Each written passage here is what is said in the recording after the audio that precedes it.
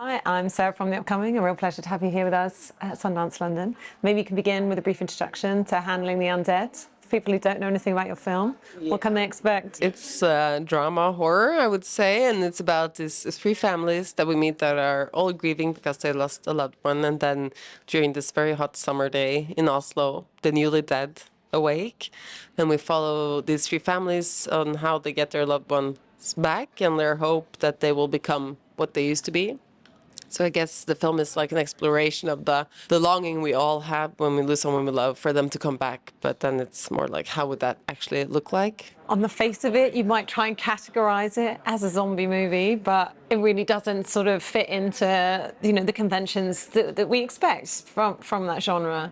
Were there films that you were taking references from? What was the initial starting off point? I mean, it's based on a book, so the book also has that same sort of feeling, I would say. Like, it's a zombie book, but it's still, the undead are a bit different than in a lot of zombie films. And I think for me, I was more looking at like Solaris was more of a reference because there you also get someone you love back, but in a different kind of shape. And I was more looking at Lucille Hadzialilowicz's work, which is also like this very like dreadful but still very poetic kind of horror films that I love. And yes, so that was more the influences for this one as well. I think it's like a poetic zombie film.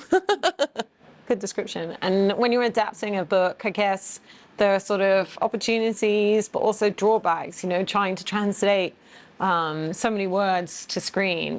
What was your approach in that sense? And how do you decide what to keep, what to change, and how to condense it in some ways? So I actually inherited a script that the writer adapted himself from the book, and then he gave me the permission to rewrite it how I wanted it. And then it takes a lot of time, to trust that you can actually remove some parts and like to find out what works and not. And I tried to insert some of the things from the book, but it really didn't work. And then gradually I found out that okay, I can remove all the stuff that I'm not so interested in and just keep the stuff that I like and try to focus more on what's there. And I also like the vision I had for how to tell the story. So I ended up peeling away a lot of stuff, and I feel like I only like kept the essence. But I think it's a process that you just have to, or at least for me, it's not like I read the book and just, oh, that's how I'm going to do it. It was a long process. And tell us about your incredible cast, and particularly working with Renata, and how you worked with them, I guess, to find this very specific tone and look and feel to the film, which kind of permeates the whole thing. So I have a great cast, and I got all my top picks, so I'm very happy. And I feel like I have the best actors in Norway in the film. And of course, Renata became a mega star, which is awesome, and she deserves it. And for me, I don't know, they're all great to work with, and I think I casted all of them as well because I know that they are great like actors and also great drama players. And I wanted, because the premise is quite absurd, and I knew that I had to have actors that could play this in a very like realistic way and very like grounded to not enhance the absurdity, but like actually make the audience believe that it could happen, and also the characters believe that it does happen. So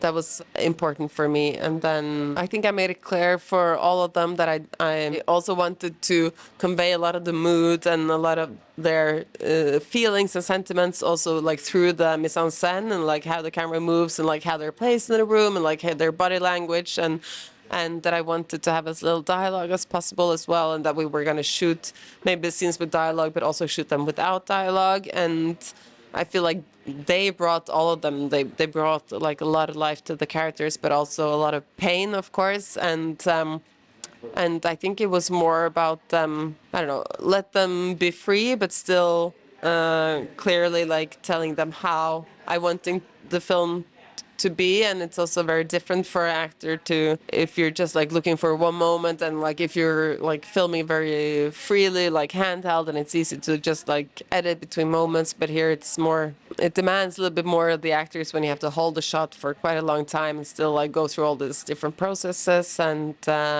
and also the way they're positioned has a lot to say with how actually the different shots are perceived. It's not just the acting, it's also like everything around it, that gives that sense, I think, to the audience. So yeah, but I can't remember like any, yeah, I think it was more just like talking. And in terms of the visuals, I mean, kind of how you were saying there, you know, it just does feel incredibly realistic, and especially sort of in those opening scenes, you could almost be going into maybe a Ken Loach sort of social realist drama, you know, like how real, you know, the housing estate looks, the interiors, she's there working in that kitchen, and then it creeps up on you, and suddenly these other visuals start to come in. But it is clever because it sort of creeps up on you, not expecting it. So what was your approach in that sense, and particularly pulling off some of the more extreme looks, you know, of the undead, let's say? Yes, I think like the approach to the undead was to make them as realistic as possible. So we did a lot of research, like what would it look like if a guy had been drowned in a lake like this, and like and he'd been there for that long, and all of that, and then it was always like trying to find the balance between where do they still look undead and how do they rot in different ways, compared to like how dead they've been, and like what does it actually mean when they're not in the refrigerator room anymore, and then like they will rot more even though they're alive again, and then but always like, yeah, trying to find out when they're clearly undead, but they're not like zombified. So that was like the balance that we were always looking for. And then as regards to the other visual, yeah, I think that was the idea as well. Like how can we make like a refrigerator create some uncanniness, like in the way it sounds? How can we make these quite mundane like scenes still feel infused with some kind of dread? Like how, and it depends on like how long you hold a shot. And of course, the sound design has a lot to say, but also there was this idea that if we never give the audience like the full image, like they're like characters are hidden behind some walls, or like half of the shot is, or one third is maybe in darkness because of some shade, and it's like always trying to find out how the cinematography and the sound design could infuse dread, even though she's just making hamburgers or like, you know. In terms of maybe some of the hardest or crucial moments, you know, particularly the ones with Renata's character and her son. I mean, I've got a 3-year-old, and wow, that was like really hard to watch, but it really put you in her shoes because you could feel that pull. And, you know, even though take a step back, it looks ludicrous to be sort of cradling this half rotten corpse. But you can sort of imagine you love someone so much, you want them to be there so much, that you sort of carry on regardless. So how important was it to capture that kind of feeling of emotion, which I guess taps into this idea of grief and wanting to bring people back and the impossibility of that? Yes. So yeah. So what you summed up now was like the main idea, I guess, for the film, and then it was, yeah, it was very crucial that we got the audiences to understand why the characters actually care for these undead. So they couldn't just be like monsters. You have to also see that they have been alive and like start to wonder what they were like, or and also that there is enough space for the audience to like put themselves into the shoes of the characters and like start to question like what would I do, and like because it is a bit ludicrous to like dance with a corpse, you know, and it sounds horrible when you say it because it's a cliche, but then again, it's like I felt like also your loved one came back and looked undead and still, or at least that was what I was thinking. Like you, like if they're in there, you wouldn't want to scare them with like showing that you think that they look creepy or that there's something wrong with them. You just want to put on a face also to like make it, or in a way of caring for them and the love, and you're just like looking beyond how they look, because yeah, you care for them so much that you don't want to like frighten them or let them down or make them feel bad in some kind of ways because of how they look or yeah.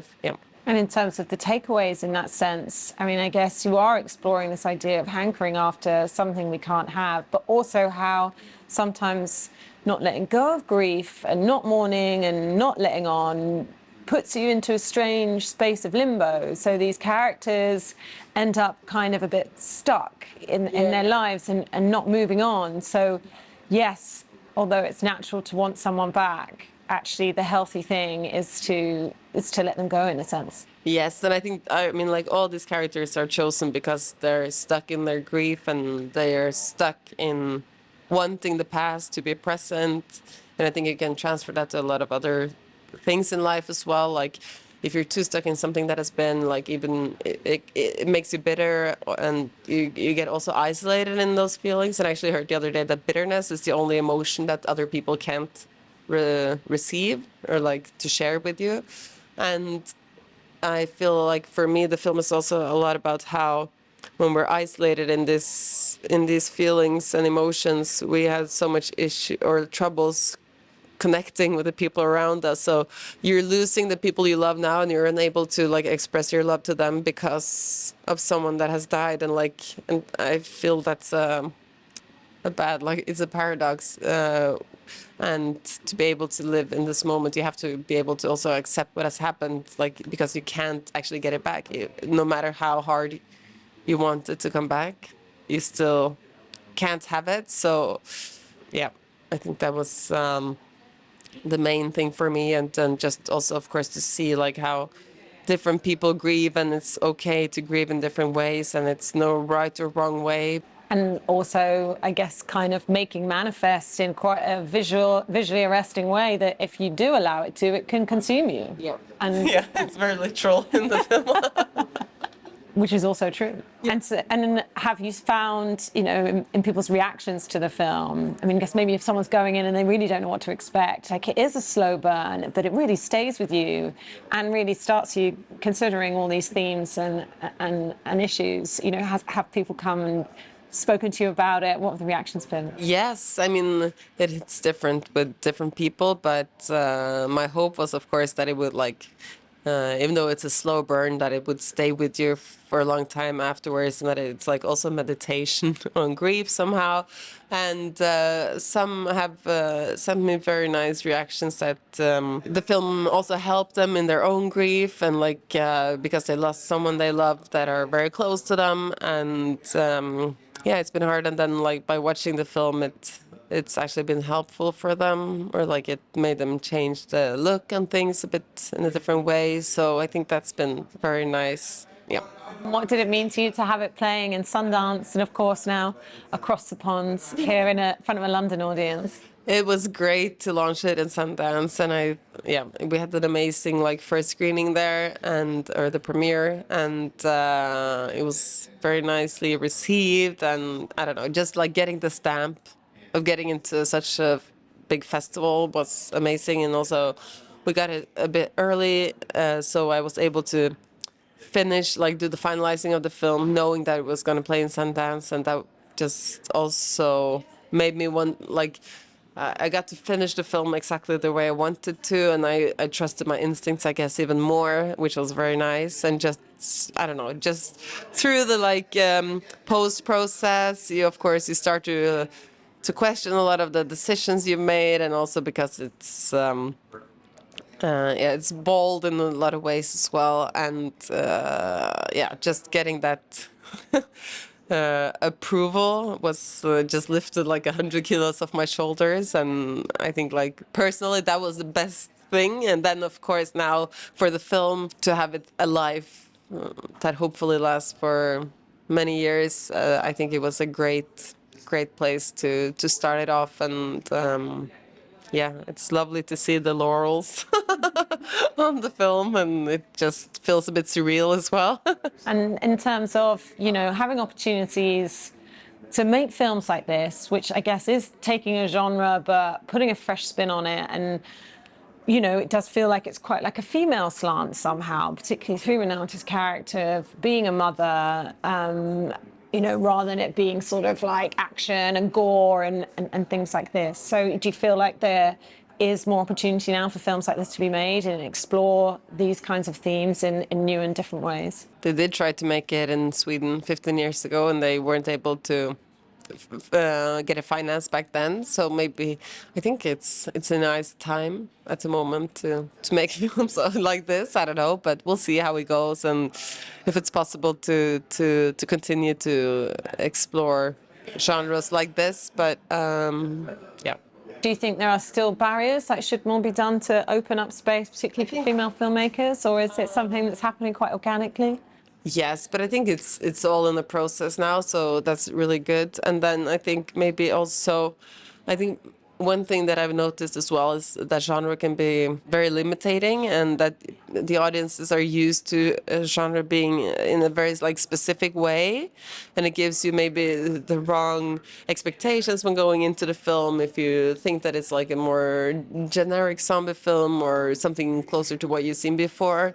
And I feel that when making a film, for me at least, it doesn't make sense to think of genre, like what genre to make it in, because I love to like blend a lot of the stuff and just like see what the story needs organically and like how yeah, I love to like add a little bit of genre into it, but more to enhance the drama or to enhance like the humanist sides of it or the psychological mechanisms rather than like trying to make it fit into more of a model. But then again, I see that when you're selling the film, it's very easy, like you have to put it into a genre, and I love it when a lot of great films are like mixing between different genres, and it's nice, I think, to watch a film also without knowing what genre it is, because it just frees the mind a little bit and the experience. Do you know what you're going to work on next, or are you going to wait for the dust to settle on this one? Yeah, or I'm developing 4 projects, so we'll see which one moves the quickest. But yeah, I'm really looking forward to go back to direct the film again, so hopefully one of them won't take too long. And while you're here, are you going to catch any of the other movies, do you hope? Or did you see already Yeah. some of them in Sundance? No, I didn't get to see any of these films actually in Sundance, so I'm at least gonna catch Kneecap tonight. And then I would love to watch Girls Will Be Girls, Sasquatch Sunset. Okay, yep, that one. Ah, and yeah, some of the others. We'll see. I don't, yeah, there's some panels and stuff as well, so time will fly quickly, yeah. Thank you so much for sharing you. that with us. Really enjoyed presenting your film. Congratulations on it. And really enjoyed being in London too. Yes, Thanks I a will. lot. Thank you.